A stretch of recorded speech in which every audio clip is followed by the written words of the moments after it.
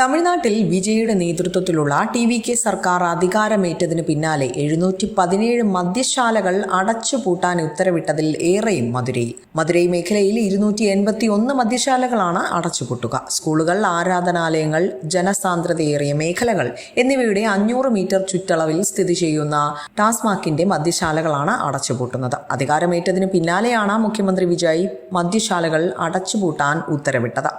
മധുരൈ കഴിഞ്ഞാൽ കോയമ്പത്തൂർ മേഖലയിലാണ് ഏറ്റവും കൂടുതൽ മദ്യശാലകൾക്ക് പൂട്ടുവീഴുന്നത്. കോയമ്പത്തൂരിലെ 173 മദ്യശാലകൾ അടച്ചുപൂട്ടുമ്പോൾ തലസ്ഥാനമായ ചെന്നൈയിൽ 99 മദ്യശാലകളാണ് പൂട്ടുന്നത്.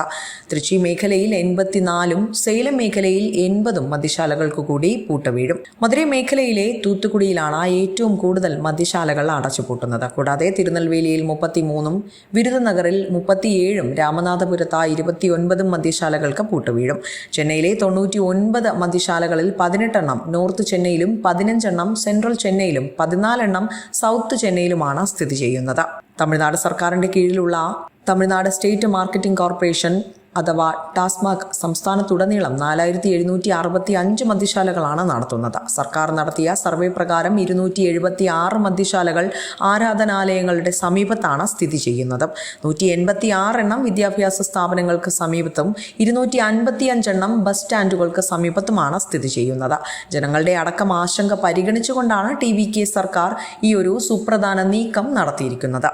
ന്യൂസ് ഡെസ്ക് വിസ്മയ ന്യൂസ്.